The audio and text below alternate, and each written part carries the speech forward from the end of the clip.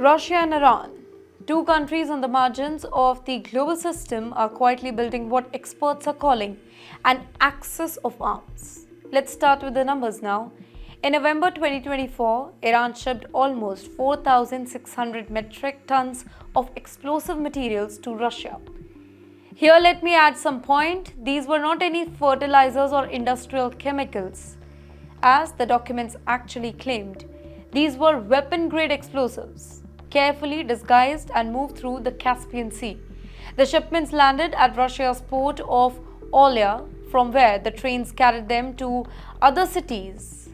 Well, the cities that were close to military stockpiles feeding the Ukraine war. And yes, this is not an isolated case.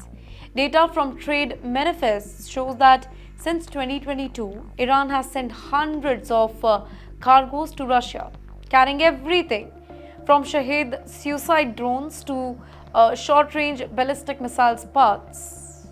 In return, Iran has received Russian fighter jets technology, cyber warfare system, and even help with its nuclear infrastructure. You know why this matters so much? Because both Russia and Iran are under crippling Western sanctions. Russia after its invasion of Ukraine, Iran after years of restrictions for its nuclear program and sponsorships of militia. Both the economies were suffocated, but together they have created a sanction-proof supply chain. Let me break it down for you. First come the drones. Iranian Shahed drones have already been seen flying over Kyiv, destroying power stations and civilian infrastructure. Cheap, slow and effective, they allow Russia to stretch its war machine, and that too without burning through expensive missiles. Then comes the missiles. The United States intelligence has warned that Iran is preparing to ship Fateh 110 and other missiles too, weapons that could change the battlefield by striking deeper into Ukraine. Then comes the money.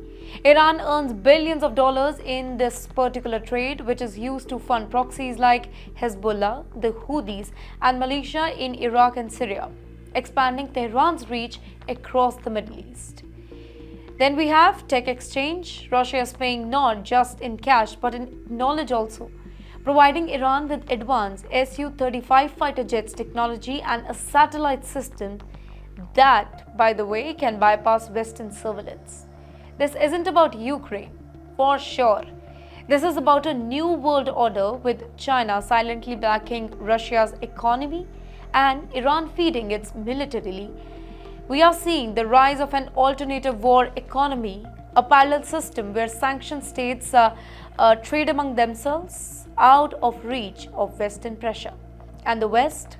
Well, the West is struggling to respond right now. Sanctions haven't stopped the shipments. Interceptions at the sea are rare. Intelligence leaks expose these deals, but by the time they make the headlines, the weapons are already in Russian stockpiles. So here's a bigger picture.